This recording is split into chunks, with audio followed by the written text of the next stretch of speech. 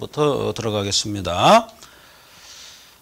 우리가 지금까지 공부한 것은 조직에 대한 얘기, 그죠? 처음에 공부했던 것은 일반적인 얘기, 그 다음에 뭘 공부했습니까? 정책을 공부했죠. 비전적인 걸 공부했고, 그 다음에 우리가 이제 공부한 것은 조직을 공부했잖아요, 그죠?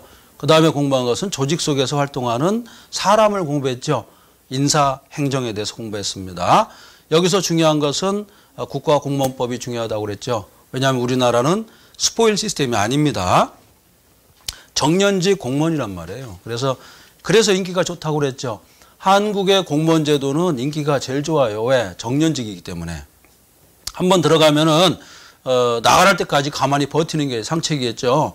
그런 다음에 60세 돼가지고 연금 생활하면 되죠.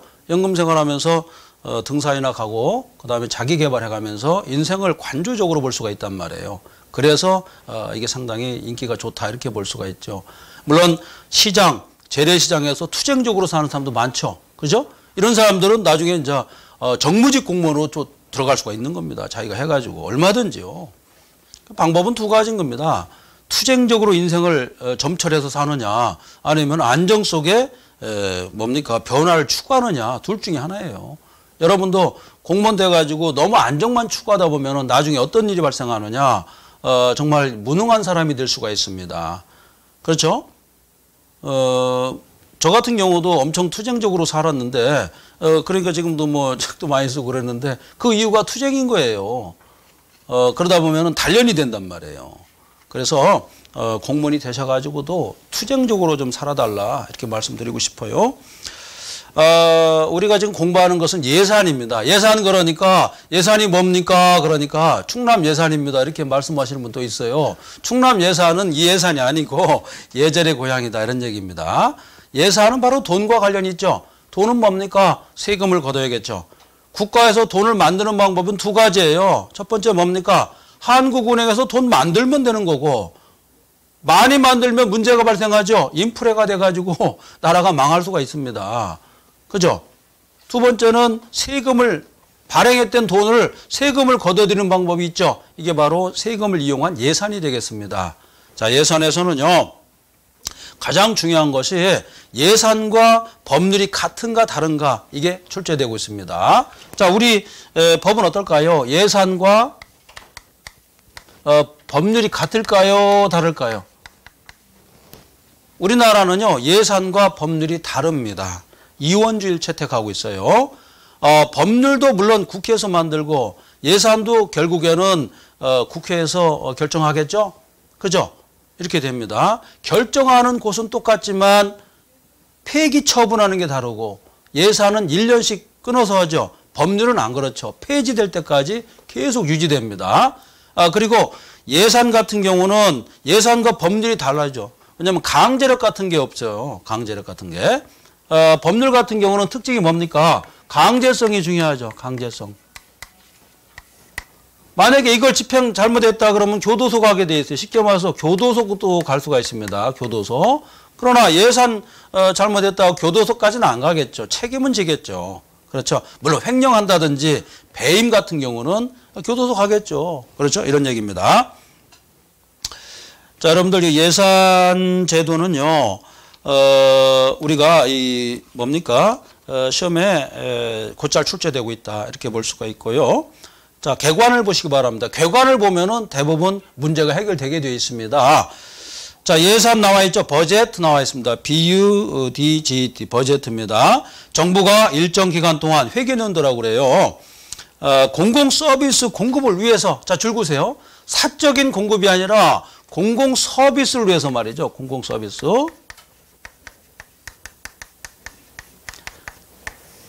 공공 서비스론과 좀 관련이 있다고 볼 수가 있어요. 위에서 말이죠. 징수, 수입이죠. 세입이죠. 세입과 세출을 내포한 내역 의무 개혁을 예산이라고 합니다. 그래서 예산을 편성하는 것은 어디입니까? 예산 편성은 어디서 할까요? 정부에서 합니다. 정부에서 예산 편성하죠. 정부에서 합니다.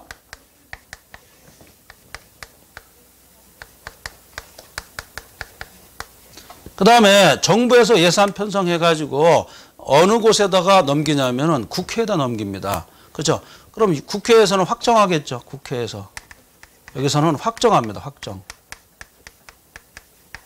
확정해가지고 다시 정부에다 넘기겠죠.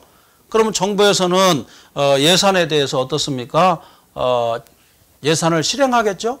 그럼 마지막에 이 실행한 것을 누가 감사하겠습니까? 누가 감사할까요? 감사원에서 합니다. 감사원. 알겠죠? 그래서 이 세 기관끼리 세 기관에서 관여하는 것을 예산이라고 합니다. 근데 우리가 보통 예산은 1년인데 감사까지 하는 데는 몇 년 걸릴까요?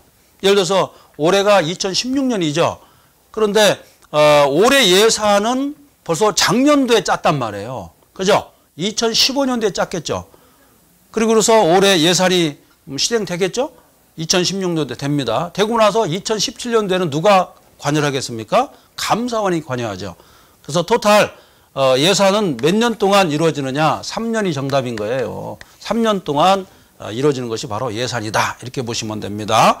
우리가 볼 때 1년 내로 다 끝내는 것 같죠? 천만의 말씀이죠. 1년 내에 끝낼 수가 없는 것입니다. 알아두시기 바랍니다.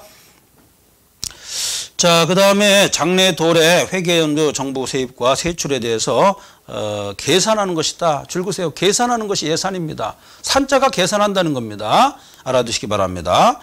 예측해가지고 계산하는 것을 예산이라고 그래요. 장래에 도달할 겁니다. 여러분도 여러분 인생에 대해서 예측하죠. 아, 나는 몇 살까지 뭘 해야겠다.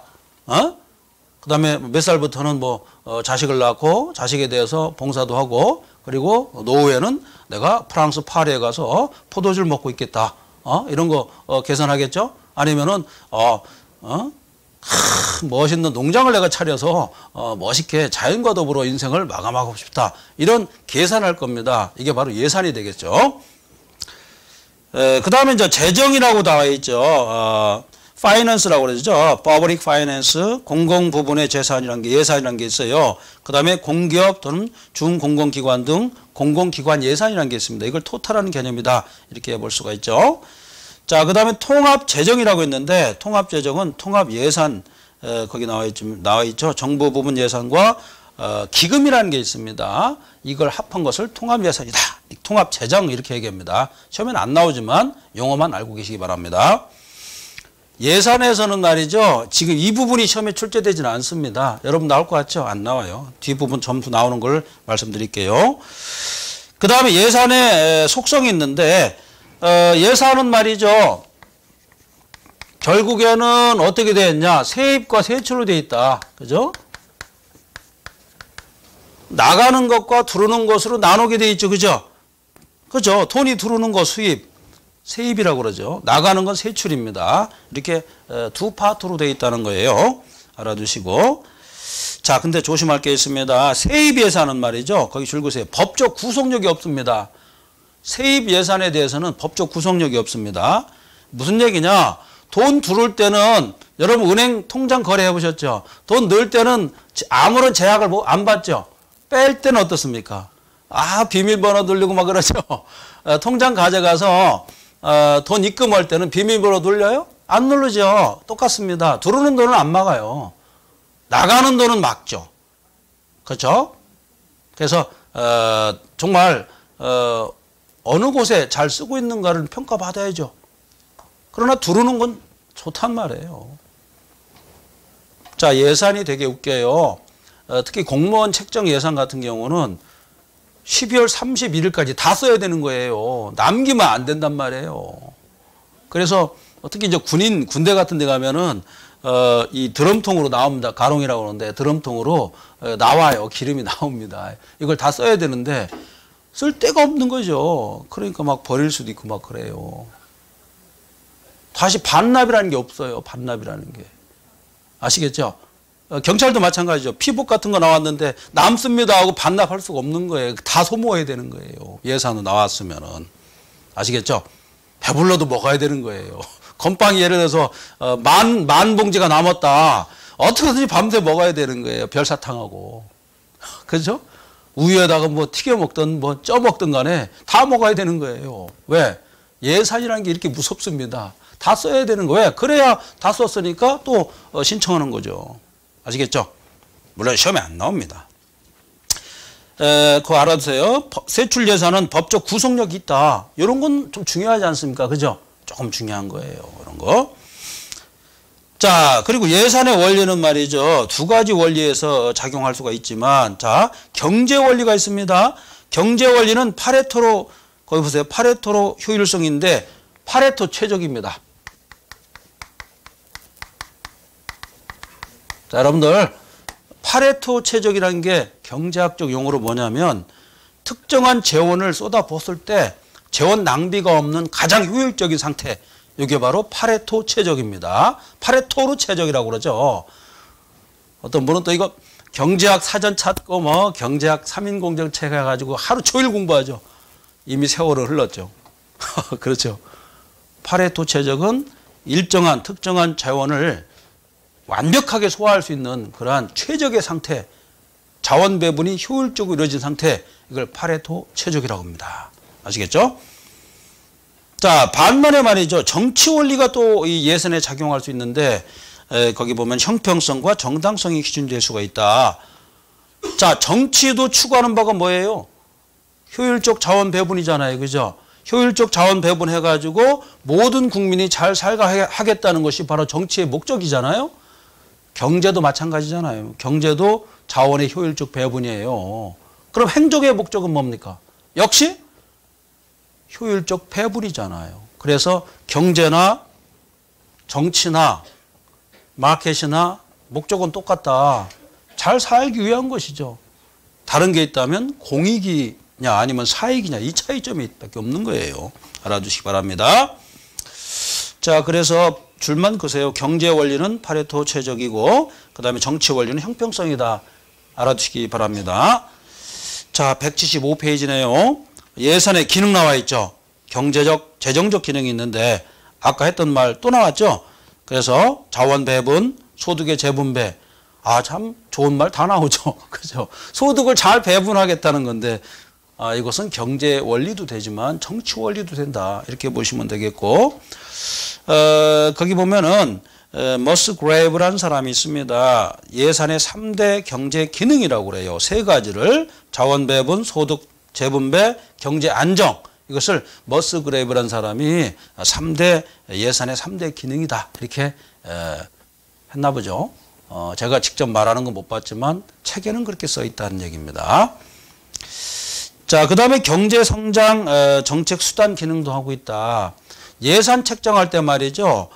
경제 성장이 됐는가도 판단할 수가 있다는 겁니다. 아무래도 경제 성장 되면은 예산이 늘어나겠죠. 자, 우리나라가 다른 건 몰라도 말이죠. 우리나라가 계속 성장하는 게 있는데 이게 뭐냐면 GDP라는 게 있어요. Gross Domestic Product라고 하는데 요거는 계속 성장합니다. 근데 1인당 GNP는 뒤로 백을 했어요. 1인당 GNP는. 물론 토탈은 성장했지만 1인당은 떨어졌다는 거예요. 자, 제가 한번 질문 드릴게요. 우리나라는 지금 국민이 전체 국민 숫자가 늘어나고 있을까요? 줄고 있을까요? 늘고 있어요. 왜? 우리나라는 태어난 사람은 별로 없지만 돌아가시는 분이 거의 없습니다. 거의 없어요. 그래가지고 앞으로 불과 10년만 지나면은 60% 정도가 노인에 해당합니다. 그럼 어떤 일이 발생하냐? 20세 밑에 비경제 활동이 있죠. 이 사람 빼고 젊은 사람 1명이 노인 2명을 봉양하게 돼 있습니다. 아시겠죠? 그렇게 돼 있어요. 그래서 우리나라는 자식을 많이 낳아야 되는 그런 국가입니다. 뭐 강제적으로 낳으면 안 되겠죠. 중국은 2명 이상 낳으면 뭐 총으로 쏴 죽인다는 얘기도 있는데 3명 낳으면은 인민재판에 가고 막 그런다는 얘기가 있어요. 중국은. 왜? 가만히 있어도 16억인데 만약에 16억 명 중에서 한 10명 정도가 뭡니까 성인이죠. 이 사람들이 5억 명이 내년에 1명씩만 더 나와봐요. 5억 명이 늘어나는 거예요. 그렇죠? 무섭죠? 10억 명이 성인인데 10억 명이 생산할 수 있는 나이 아니겠습니까? 반이니까 남녀가 나눠가지고 만약에 중국의 성인이 아기 낳을 수 있는 성인이 5억 명의 아기를 만약에 내년에 낳았다고 쳐봐요. 그러면 중국 인구는 21억이 되는 겁니다. 그죠? 어마어마한 숫자예요. 그러니까 시진핑이 생각했을 때도 아무래도 결단을 내려야겠죠. 더 나으면 교도소를 보내야 되는 거예요. 못 낳게. 자, 우리나라는 많이 나야겠죠.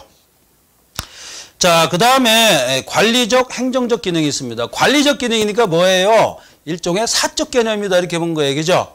회사를 경영하는 자, 돈이 왔는데 아무래도 회사 경영하는 그런 마인드로 접근하는 것도 괜찮죠? 이게 공적인 돈이다 생각. 돈은 공적인 돈인지 아닌지 알 게 뭐예요? 모르죠. 돈은 얼굴에다가 내가 어떤 돈이라는 걸 쓰질 않아요. 누구 돈이라는 걸 쓰질 않죠. 그렇죠. 이런 측면에서 관리를 잘해야겠죠. 돈도 관리를 잘해야 됩니다. 돈 때문에 살인 나는 경우도 있고 사랑이 이루어지는 경우도 있고 이별하는 경우도 있잖아요. 그죠? 갑자기 마음이 바뀝니다. 그래서 뭐 미국 속담에 돈이 없으면 사랑도 멀어진다 이런 속담이 있어요. 그래서 항상 지참금이 필요하다. 사랑을 유지하려면. 그래서 여기다가 금괴에다가 10억짜리 금덩어리를 놓고서 죽을 때까지 열어보지 마세요. 아시겠죠? 그러면 사랑이 도망가질 않습니다. 아시겠죠? 돈 어디 있어? 그럼 금괴에 있어. 그러면 되죠. 따보진 말고 거기 있다는 거를 넌지시 짐작만 하게 만들면 되겠죠. 자, 관리적 기능에서는 뭐냐? 플랜 듀시가 한번 나왔어요. 플랜은 계획을 짜고 그 다음에 도는 뭡니까? 실행하고 C는 뭐라고 했어요? 판단이라고 했죠. 평가를 한다고 했죠. 그죠? 알아두시기 바랍니다.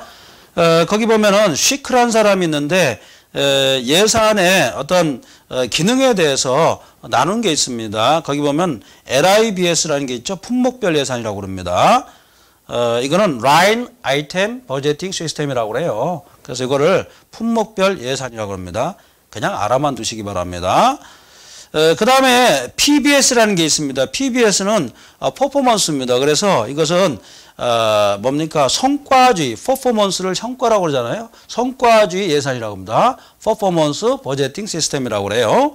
그 다음에 PPBS가 있습니다. 요거는 계획 예산이라고 합니다. 아무래도 P니까 뭐예요? 플랜이 들어가겠죠. 그죠? 플래닝, 프로그래밍, 버제팅 시스템. 얘들도 참 영어 만들기 참 영어를 원래 이렇게 만들면 안 되는 거예요. 플래닝 그러니까 원래 동명사잖아요. 그죠? 동명사는 목적을 취해야 되는데 목적 취하지 않았죠. 프로그래밍이 왔으니까. 그렇죠. 이런 문제가 있습니다. 그래서 우리나라 말하면은 짜집기식으로 영어를 만든 거예요. 원래 이렇게 만들면 안 되는데. 그죠? 자, 그래서 LIBS 품목별이구나. 아이템으로 가는 겁니다. 품목별로 예산을 짠 겁니다. 자, 예를 들어서 이겁니다. 요거는 예를 들어서 뭐 품목별이니까 바다에서 쓰는 예산. 요거는 뭐 항공에 대해 쓰는 예산. 이건 국방에 대해 쓰는 예산. 이건 교육 이렇게 나눴다는 겁니다. 이런 식으로 나눈 것이 품목별이다. 이렇게 볼 수가 있습니다. 자, 성과 예산은 뭡니까? 성과 예산은 뭡니까? 어떤 성과를 올릴 수 있는 데다가 예산을 투입하는 거. 이걸 성과 예산이라고 그래요. 그 다음에 PPS는 뭡니까?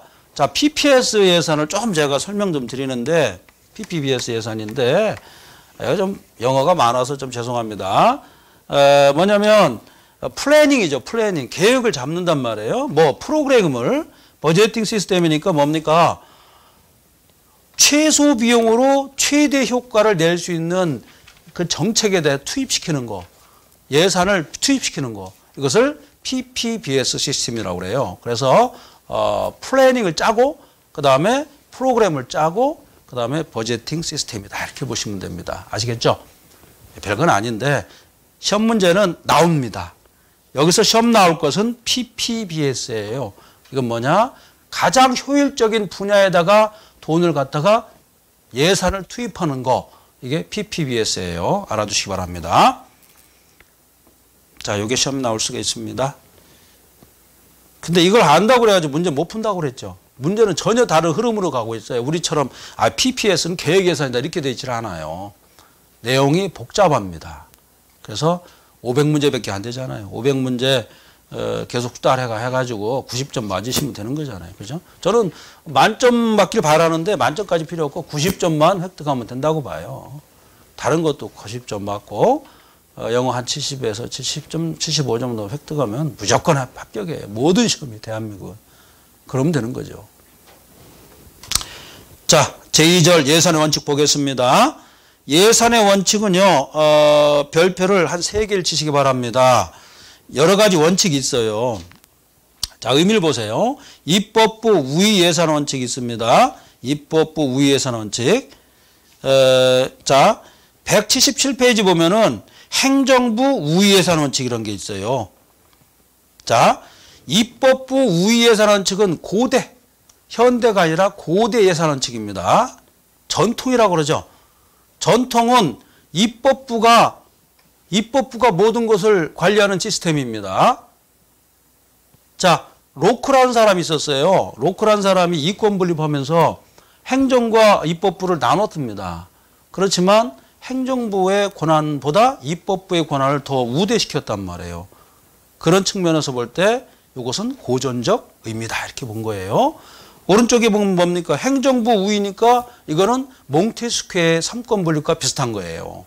자, 우리가 똑같은 건 아니지만 그런 맥락을 가지고 있다는 거예요. 항상 문제 풀 때도 그렇게 풀어야 됩니다. 우리 문제 풀 때 답이 딱 나온 게 없어요. 아무리 찾아봐도. 맥락을 찾아야 됩니다. 아시겠죠? 자, 그렇게 보시고 거기 보시면은 전통적인 원칙에는 19세기 입법국가다. 그죠?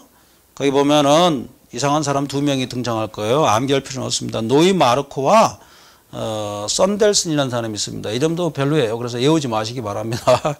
이 사람들 외우지 마시고 177페이지에 오른쪽에 5번 H. 스미스라는 사람이 나옵니다. H.D. 스미스입니다. 원래 H.D. 스미스인데 알아두시기 바랍니다. H.D. 스미스입니다. H.D. 스미스가 2번 나와요. 애담 스미스와 H.D. 스미스 2번 나옵니다. 스미스라는 이름이 흔하죠. 그죠? 우리나라 말하면 갑돌이 이런 도리와 비슷한 거예요. 갑돌이. 저기 스미스 오네. 그러면 아담 스미스, 뭐 H.D. 스미스 막 다 예 그러죠. 순위와 같은 거예요. 순위. 순위 오세요. 그럼 뭐 박순위, 김순위, 최순위 많죠. 그죠? 이런 얘기입니다. 흔한 이름이 좋은 거예요. 근데 그죠? 흔한 이름이 좋아요. 정일이 얼마나 좋아요. 정은이 좋잖아요. 정은아 그랬더니 갑자기 어떤 아름다운 여자분이 오는 거예요. 근데 저쪽에서도 같이 뛰어옵니다. 다 자기 부른 줄 알고. 왜 미사일 쏴가지고 말이에요. 피곤하게. 그죠? 자, 예산의 원칙을 보겠습니다. 예산은 말이죠. 이 고전적 의미에서는 공개를 해야 됩니다. 공개 원칙 줄그세요. 공개를 해야 된다. 그런데 거기 보면 신임예산이라는 게 있어요. 신임예산. 이건 뭘까요? 신임예산. 신임예산 같은 경우는 어떤 뜻이냐면요. 입법부가 말이죠. 입법부니까 국회죠. 국회가 예산을 확정하고 정부한테 나머지를 믿고서 다 주는 겁니다. 알아서 하라고. 주로 이런 거예요. 군사전략. 이런 건 신임하는 거죠. 군사전략은 행정부 서는 거죠. 이런 건 믿고서 그냥 줘요. 만약에 국회에서 대포 사는데 얼마, 미사일 사는데 얼마 꼬치꼬치 따질 수가 없다는 거예요. 이런 건 믿어야 되니까. 그죠? 북한에서 뭡니까? 은하 3호인가 쏘니까 사드 배치 때문에 딸리죠. 그죠? 그거하고 비슷합니다. 사드 사는데 어느 정도 이 바운더리만 해놓고 나머지는 일임해버리죠. 그죠? 몇 문을 사느냐 이런 것까지는 관여할 수가 없다는 겁니다. 자, 이것을 신임 예산이라고 그래요. 그래서 국가 안전 보장과 관련된 예산이 있죠. 자, 이런 거 뭐 예를 들어서 뭐 전투함을 산다든지 잠수함을 만든다든지 이런 거는 일거수일투족 다 관여할 수 없단 말이에요. 전문가도 아니니까. 그죠? 알 수가 없어요. 이런 걸 신임 예산이라고 그래요. 그래서 보트 오브 크레디트라고 합니다. 크레디트니까 신임이죠. 믿었다는 얘기입니다. 그 다음에 엄밀성의 원칙이 있어요. 예산은 정확해야 된다. 대충 하면 안 된다는 거예요. 종전에는. 그 다음에 완전성의 원칙이 있다. 포괄성 원칙이 있다. 예산은 포괄적으로 해야지. 뭐 예를 들어서 살림했는데 여기 뭐 전나무, 밤나무 하는 게 아니고 이쪽 지방에다가는 이쪽 블록에다가는 이런 나무를 많이 심어야겠다. 이런 얘기죠. 포괄적으로 책정한다. 이런 얘기입니다. 자, 그 다음에 완전성 원칙에 예외가 있어요. 줄구세요. 거기 기금, 국가 현물 출자 이런 거는 완전성, 즉 포괄성 원칙에서 예외가 됩니다. 그 다음에 통일성 원칙이 있어요. 통일성 원칙인데 통일성 원칙에 예외가 또 있습니다. 줄 그으세요.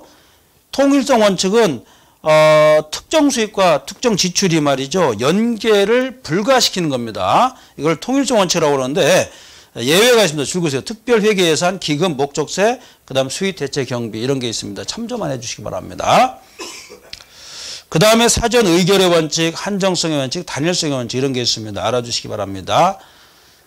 그러나 이런 원칙이 최근에 와서는 흔들리기 시작했다는 얘기예요. 그래서 177페이지 보시면은 좀 흔들렸죠. 행정부 우위 원칙으로 바뀌었습니다. 두 번째, 행정부의 재량이 커졌다. 자, 우리가 지금 입법부가 이 정도라고 그러면은 행정부는 이만합니다. 이렇게 커요. 입법부는 여러분들 국회의사당 그거밖에 안 됩니다. 가면 국회의원밖에 없죠. 한 300명 앉아가지고 이거 하죠. 그러나 청사, 정보종합청사는 우리나라에 청와대 밑에 하나 있죠. 청사 하나 또 있고, 그 다음에 과천에도 있죠. 그 다음에 세종에도 있잖아요. 그죠? 요즘에 세종시로 많이 갔는데 가보면 알겠지만 허허벌판이에요. 아무것도 없죠. 노래방하고 당구장밖에 없어요. 공무원들이 퇴근하면은 당구나 쳐야 됩니다. 그래가지고 이제 제가 이제 KTX 타고 가다가 한번 옆에 공무원 직원 부인이 있더라고요. 그래서 말을 해봤는데 외롭다는 거예요. 집은 다 서울에 있고 내려가질 않습니다. 세종시에. 그래서 이름을 좀 바꿨으면 좋겠어요. 세종시가 아니라 세조시로 바꿨으면 좋겠어요. 세조시. 왜 그러냐면 세종시가 생기니까 밑에 있던 대전 사람들이 다 걸로 가는 거예요. 왜? 세종시가 더 우위예요. 특별자치시니까. 자, 우리나라는 특별시가 두 개란 말이에요. 서울특별시와 세종특별자치시 두 개란 말이에요. 대전광역시보다 우위란 말이에요, 이게. 자, 사람의 심리가 뭡니까? 그래도 어떤 캐피탈 이런 데 살고 싶죠? 수도에 살고 싶은 거예요. 거기도 수도란 말이에요, 이게. 그러니까 대전이랄지 이쪽 사람들이 이탈자가 많아요. 전주 이쪽에서 다 글로 이사 온다는 거예요, 요즘에. 서울로 오긴 좀 그러니까. 그죠? 특별시라는 거예요. 나중에는 어떻게 되느냐. 이런 거 비슷한 겁니다. 여러분들 브라질의 최고 도시는 뭡니까? 상파울로 이런 거 아닙니까? 그죠?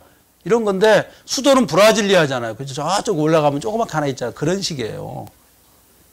여러분들 미국도 수도는 워싱턴 DC잖아요. 그죠? 근데 왜 DC를 붙였을까요? 예? 워싱턴 그러면 되는데 미국의 초대 대통령은 누굽니까? 워싱턴이죠. 그죠? 워싱턴이 대통령 됐을 때 이미 워싱턴 주가 있어요. 미국에. 그러니까 어때요? 겹치잖아요. 그죠? 그래서 워싱턴 시티가 있는 그 주가 콜롬비아주예요. 그래서 C가 콜롬비아 약자인 거예요. 아시겠죠? 그래서 워싱턴 DC가 됐습니다. 행정학 공부하는데 이게 뭔 문제냐? 이렇게 공부를 해야 이 행정학 공부가 잘 되는 거예요. 아시겠죠? 자, 그 다음에 자원의 관리 효율성과 계획성을 강조했다. 과거에는 효율성 안 봤죠? 지금은 어디에 쓰느냐? 예산을 가지고 콩나물 샀느냐? 두부를 샀느냐? 초콜릿을 샀느냐? 돼지고기 샀느냐? 만두를 샀느냐? 그걸 본다는 거예요. 먹고 나서 영양가가 있었는가 또 판단하고. 이게 최근의 예산 원칙이다. 이렇게 본 겁니다. 그 다음에 이제 20세기 행정국가 시대에 이런 원칙이 발생했다. 이렇게 보시면 되겠습니다. 자, 그 정도 보시고요. 그 다음에 H. 스미스인데 원래는 H.D. 스미스예요. 그래서 뭐 알아두시고 일단 아담 스미스와 다른 사람이다. 이렇게 보시면 되겠습니다. 그 다음에 이제 8번 보세요. 행정부의 재량이 많이 커졌다. 자, 요걸 좀 설명드릴게요.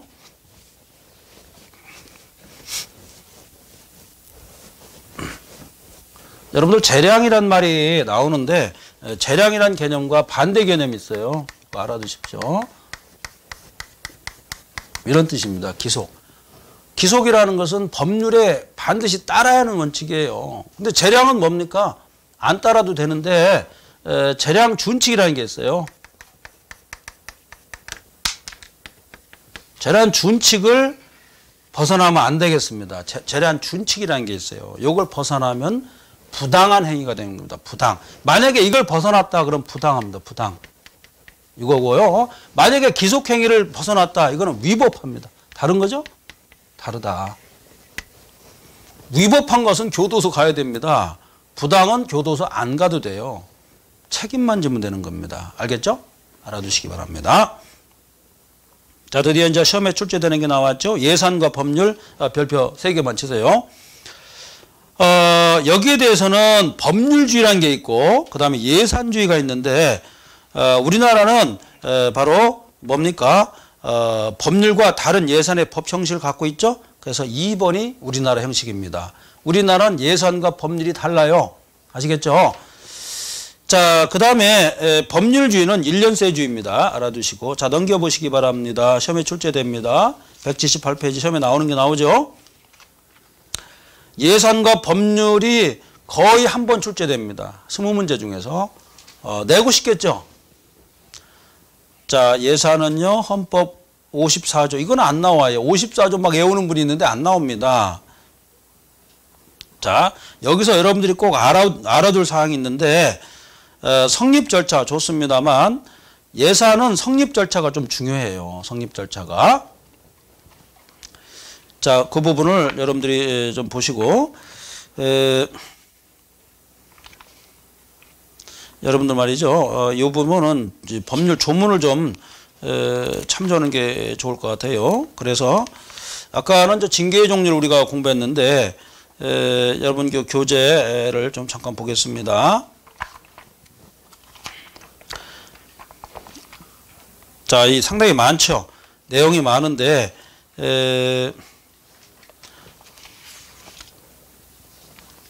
여러분 교재 뭐 회계, 현금, 뭐 유가증권 지출 이런 게 많이 나왔어요. 그다음에 국가회계법 뒤에 보면은 뭐 많이 나와 있죠.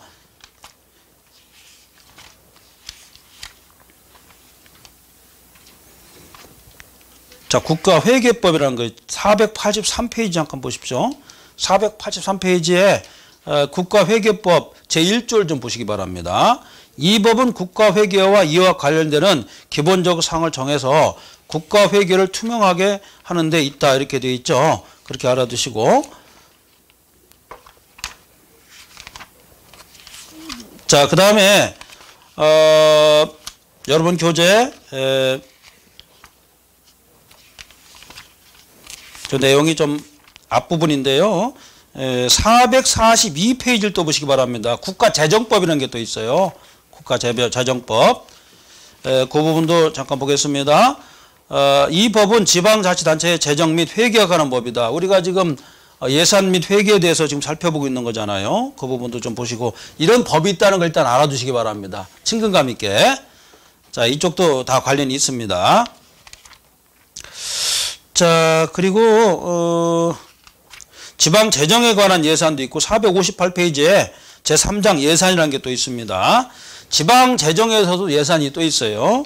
다 연결이 돼 있죠. 그런 것도 알아두시고 이 조문이 이제 중요한 게 좀 있는데 그 정도 대충 위치만 좀 파악을 해 주시기 바랍니다. 자, 그 다음에 뭐 321페이지 아까 지난번에 했던 연금에 관한 법이 또 있어요. 공무원 연금법이라는 게 있는데 이게 최근에 개정이 됐습니다. 언제 개정됐냐면 2014년도에 개정됐어요. 그래서 제3조를 좀 알아두시기 바랍니다. 3조 나온 김에 지금 설명드리기 3조 개정이 좀 됐습니다. 알아두시고 어떤 조문이 있는가 좀 한번 보세요. 이렇게 보시고 그 다음에 나머지는 뭐 책임 운영에 관한 법률 이런 게 또 있고 그러는데 그 지난번에 했던 내용입니다. 그래서 조문이 뒤에 나와 있는데 조문을 무시하면 안 됩니다. 그래서 나중에 제가 인터넷상으로 중요한 걸 또 한번 올릴 가능성이 많아요. 그때 한번 좀 참조해 주시고 아니면은 이 뭡니까 문제풀이 때 또 하니까 너무 걱정하지 마시고 다시 앞으로 오시기 바랍니다. 자, 178페이지 좀 보시기 바랍니다.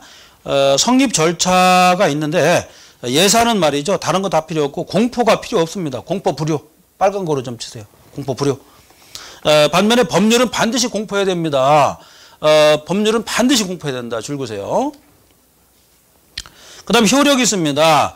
예산은 말이죠. 국가기관만 구속합니다. 기관만. 아까 말씀드렸죠. 그러나 법률은 국가와 국민 모두 구속한다. 이걸 다른 말로 뭐라고 합니까? 대세요라고 그러죠. 대세요. 국가와 국민 모두 구속하는 것을 대세요라고 그래요.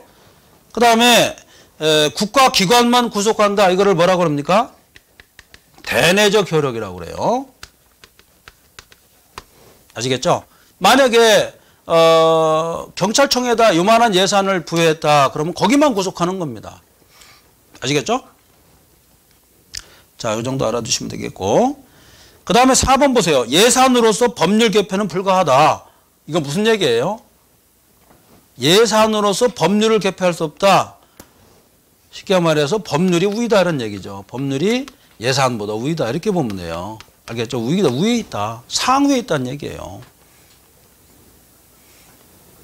알아두시면 되겠습니다. 자, 법률은 보세요. 법률로서 예산 변경이 불가하다. 아까는 개표였잖아요. 그죠? 변경이 이번 변경할 수는 없다는 겁니다. 알아주십시오. 개표와 변경은 다르죠. 자, 그 정도 보시면 됩니다. 자, 근데 그 다음에 이제 시험에 별로 안 나오는 게 아예 안 나오는 거죠. 정부 회계 제도가 있는데 현금주의와 발생주의가 있다. 발생주의는 실질주의다 이렇게 보시면 되겠습니다. 그 정도예요. 그 다음에 179페이지에 장부 기획 방식이 있어요. 여러분 우리가 뭐 회계 전문가는 아니지만 그래 이 정도는 알고 계셔야 돼요. 단식부기가 있습니다. 단식부기. 그 다음에 복식부기가 있어요. 단식부기는 결과적으로 사용은 편리하죠. 그러나 문제점이 발생할 수 있어요. 어떤 문제점이 발생하냐면 정확성이 좀 떨어진다는 거예요. 한 번, 두 번 한 게 아니죠. 한 번 계산했다는 얘기예요. 그러니까 정확히 떨어지죠. 복식부기는 검증 기능을 철저히 수행할 수 있다. 아무래도 두 번 했기 때문에 그죠? 계산 두 번 한 게 낫지 않습니까? 그죠? 한 번 한 것보다 이런 뜻입니다. 자, 그 다음에 이제 재무제표를 보는데 2009년도 3월 시행한 걸 보세요. 정부 부분은 중앙정부와 지방정부 두 갈래로 나눌 수가 있습니다. 아까 얘기했죠? 지방정부도 예산이 있다고 그랬잖아요. 그죠? 중앙정부도 있고 그런 얘기고요. 다른 거 다 필요 없고요. 재정 상태를 보고하는 것이고 마지막에 지방정부는 5번에 주석이라는 게 들어갑니다. 주석. 그것만 알아두시면 되겠습니다. 시험 문제는 안 나와요. 자, 요 정도 보시면 되겠고 넘기시기 바랍니다. 자, 5절입니다. 법적 기초. 역시 시험에 출제되지 않습니다. 재무행정의 법적 기초는 헌법이다. 이 정도 보시면 되겠죠. 헌법에 나와 있습니다. 그 다음에 공공기관 예산 운영은 공공기관 운영에 관한 법률이라는 게 있습니다. 그거 주로 한번 보세요. 그 두 가지입니다. 다른 거 필요 없어요. 그 다음에 이제 법이 있는데 아까 한번 훑어봤는데 국가재정법이라는 게 있습니다. 줄 그세요. 국가재정법.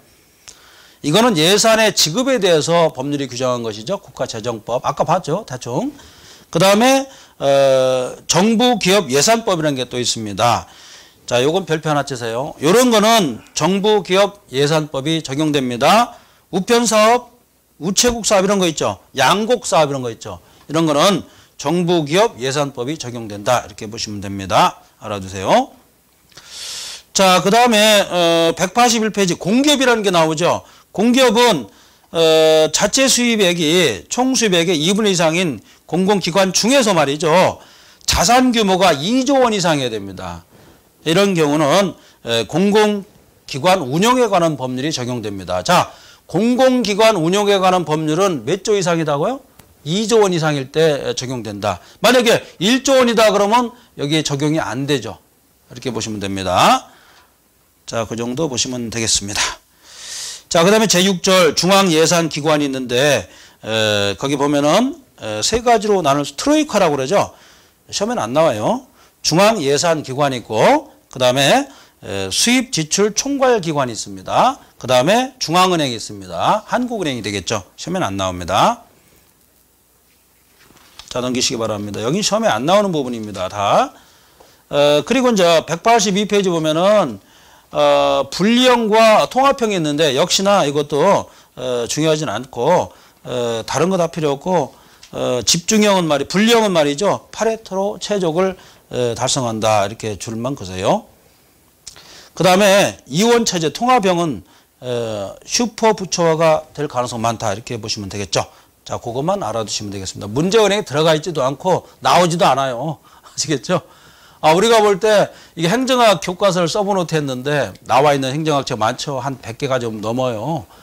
안 나오는 부분이 대부분이에요. 왜? 이 책에 나온 부분은 다른 책이 없단 말이에요. 이게. 그죠? 그런 부분은 처음에 나올 수가 없죠.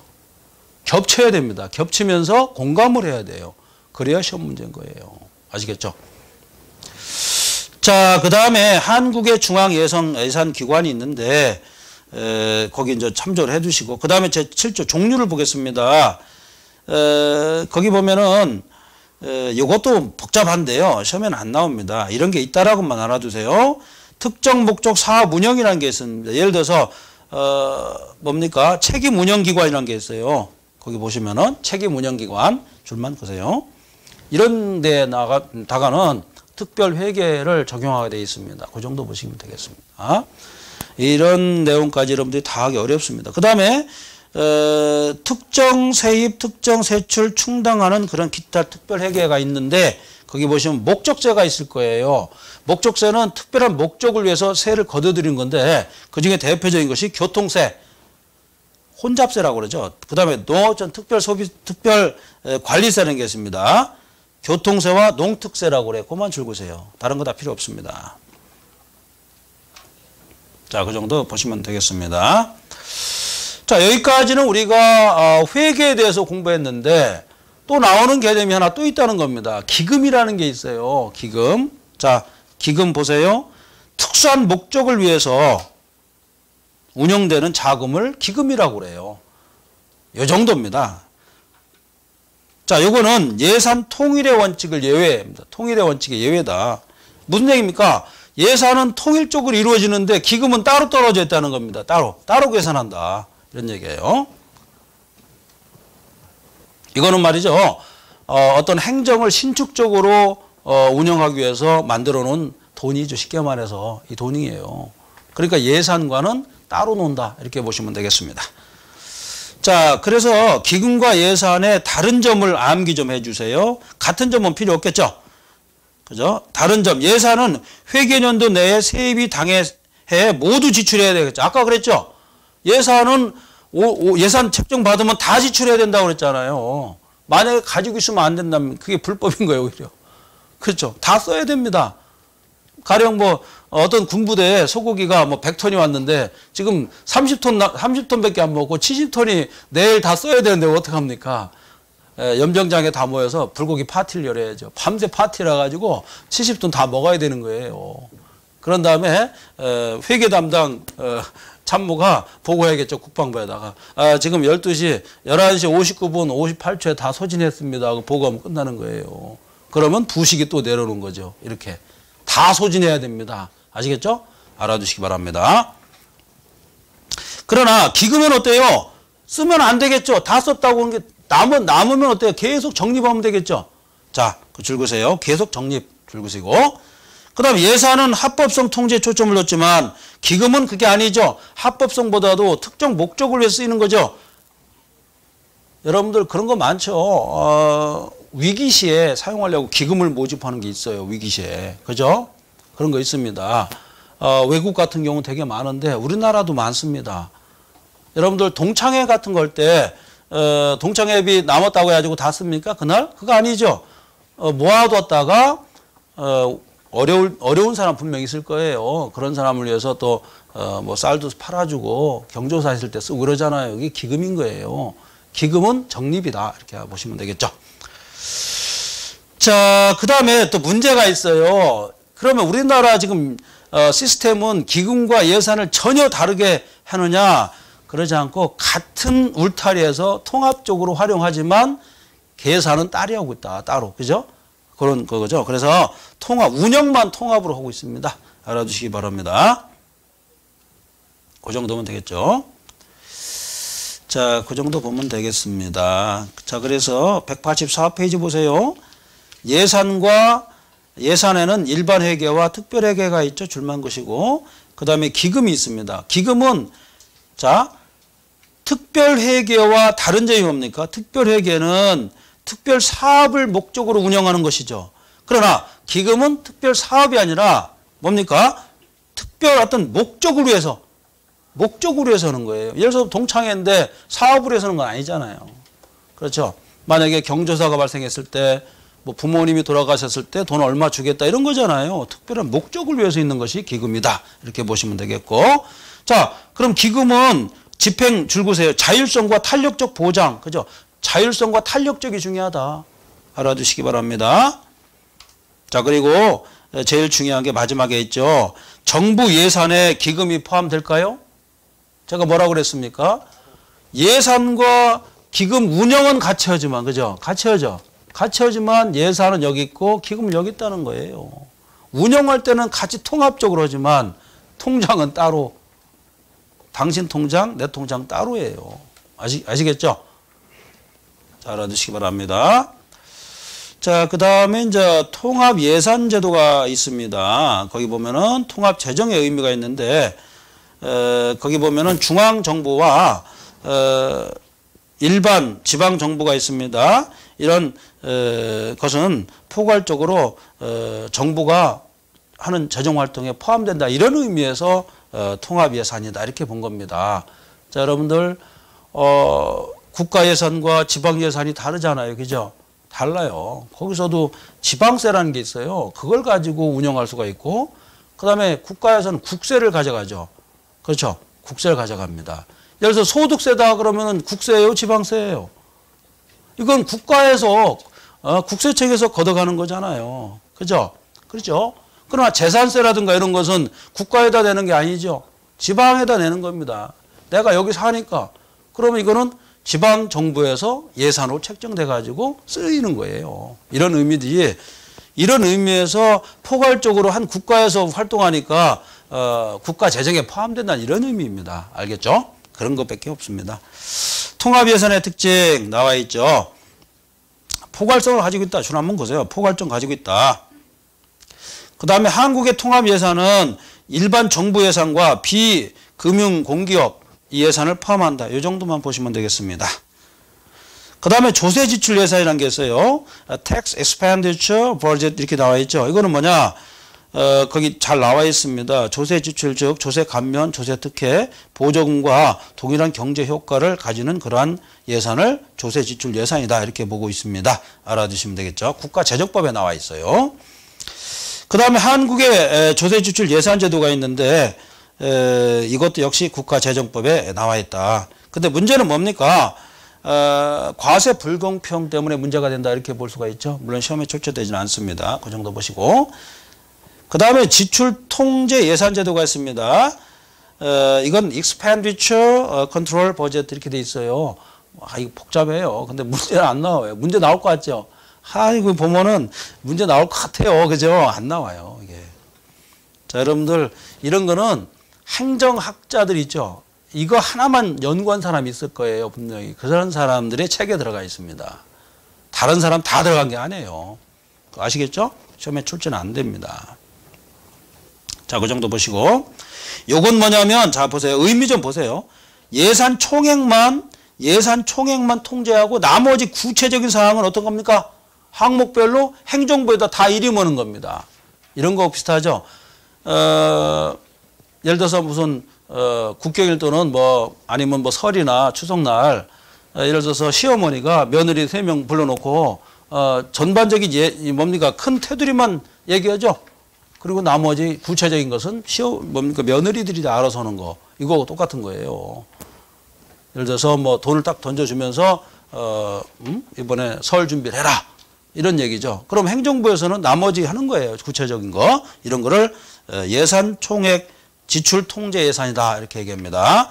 예산만 통제하고 나머지는 건들지도 않는 겁니다. 이 정도예요. 자, 좋습니다. 자, 그래서 186페이지 보시면 한국의 총액 인건비 제도는 자율성과 책임성이 조화됐다. 이렇게 보시면 됩니다. 그리고 예산의 회계연도 개시 120일 전까지 제출한다. 이런 거 있다는 거 알아두시고요. 그 다음에 예산의 종류가 있어요. 준예산 줄구세요. 준예산, 잠정예산, 가예산이 있는데 이거 별표 하나만 치세요. 시험 문제 들어가진 않았지만 준예산은 뭐냐? 국회에서 의결 시까지 의결이 안 됐을 때 활용하는 예산을 준예산이라고 합니다. 근데 이 준예산은 어떤 걸 기준으로 하냐면 전년도를 기준으로 합니다. 없으니까. 다음으로 잠정예산인데 이거는 뭐냐면 답습 예산이라고도 합니다. 그 정도 보시고, 그 다음에 가예산이 있습니다. 국회가 한 달 이내로 예산을 뭡니까? 여러분들 뭐 등기도 가등기 있잖아요. 그런 것처럼 본 예산이 책정되기 전까지 활용하는 예산, 이것을 가예산이라고 그래요. 그 정도만 보시면 되겠습니다. 요거는 사전 의결 원칙의 예외가 아니다. 빨간 거로 줄 한번 바꾸세요. 그 정도만 보시면 되겠습니다. 뭐 그 밖에 예산을 구별하는 방법이 있는데 기능별로 줄만 그세요. 방위비 이런 거 시험에 안 나와요. 교육비 이런 거. 그 다음에 조직별로 또 분류하는 방법이 있죠. 그래서 뭐 정부 조직 단위별로 예를 들어서 뭐 국방부다, 그 다음에 행정자치부다 이렇게 나누는 거 있죠. 이런 거 있고 상식적인 거예요. 그 다음에 품목별로는 뭐 지출 항목별로 있죠. 주거비랄지, 그죠? 복지비 이렇게 나누는 거 있죠. 이거를 뭐라고 하냐면 품목별 분류다 이렇게 얘기합니다. 시험엔 절대 안 나옵니다. 그 다음에 경제질서별 분류도 돼 있죠. 그 정도. 자, 됐습니다. 그 다음에 제9절 한국의 예산 과목 분류 체계론 프로그램 예산이라는 게 있습니다. 야, 이거는 중요합니다. 별별 4개를 치세요. 여기 시험 나옵니다. 우리나라는요. 세출 예산을 어떻게 했냐면 프로그램식으로 했습니다. 그래서 내용 보면은 자, 줄 그세요. 장 동그라미 치세요. 관, 항, 세항, 세세항, 목 이렇게 구별했습니다. 장관, 항, 세항, 세세항, 목. 무슨 뭐 조선시대 때 무슨 수령제도 공부하는 것 같죠? 뭐 부사, 목사 비슷하죠? 그런 것처럼 마지막에는 목으로 나눴다. 자, 넘기시기 바랍니다. 정말 그렇게 되어 있나 보겠습니다. 비교를 보세요. 비교. A 분야 장, B 분야 관, 동그라미 다시 치세요. 그렇죠? 이런 식으로 나눈 것을 뭡니까? 프로그램식 예산제도다. 이렇게 볼 수가 있습니다. 자, 그 정도 보시면 되겠고, 자, 이 188페이지 보시면은요, 프로그램 예산제도에 의의가 있을 거예요. 그 빨간 거로 줄 한번 끄세요. 동일한 정책을 수행하는 단위 사업을 묶었다 이런 얘기입니다. 이걸 프로그램이라고 그래요. 같은 사업을 진행하는 거 있죠. 이걸 묶은 걸 말하죠. 그리고 프로그램식으로 하게 되면은 뭐가 좋냐면 성과 지향으로 나갈 수가 있어요. 아무래도 능률적으로 할 수가 있다 이런 얘기입니다. 자, 거기까지 알아두시고 그 다음에 프로그램 예산제도에 좋은 점이 있을 거예요. 4번 줄 그세요. 발생주의를 원칙으로 하고 있습니다. 그 다음에 복식 부기를 도입했다. 단식 부기 같은 경우는 아무래도 정확하지 않다고 그랬죠. 2번 계산해야죠. 한 번 계산하면 안 되죠. 자, 그 다음에 이것은 바로 결론적으로 말씀드리자면 효율적으로 자원 배분을 하자 이런 얘기죠. 문제 푸는 데는 아무 지장 없습니다. 아시겠죠? 문제 한 2문제 나왔는데 나중에 문제에 보면은 저절로 알게 되어 있습니다. 그래서 저는 항상 공부하는 방법은 억지로 하지 말라, 애우지 말라, 반복만 하면 되는데 왜 외웁니까? 반복만 하면은 도사가 되는 거예요. 아시겠죠? 우리 저 동영상이 있기 때문에 계속 반복해서 들으면은 저절로 저도 집에 가서 제 강의한 걸 제가 들어요. 왜? 반복 복습하고 싶어서. 그래서 주변 사람들이 그래요. 자기가 한 강의를 왜 또 듣냐고 그래요. 근데 복습하고 싶으니까 제가 듣는 거예요. 그래서 여러분도 강의를 계속 들으면은 저절로 복습해야 됩니다. 자, 오늘은 여기까지 이론 강의를 하고요. 자, 여러분들 이론이 뒤에 몇 페이지 남았나 한번 확인해 보세요. 얼마 안 남았죠. 지금 우리가 실속 있게 공부를 한 겁니다. 나머지 뭐 한 몇십 페이지 안 남았죠. 우리 행정학에 이렇게 할 게 없습니다. 여러분들 중간에 뭐 힘들다 이렇게 생각하시면 계실 텐데 절대 힘들 게 없어요. 이거보다 더 공부할 필요도 없습니다. 아시겠죠? 나머지는 예를 들어서 뭐 세부적인 사항은 문제가 있지 않습니까? 그걸 분석하면 되는 거예요. 자, 좀 쉬었다가 또 문제풀이를 하도록 하겠습니다. 좀 쉬었다 오시기 바랍니다.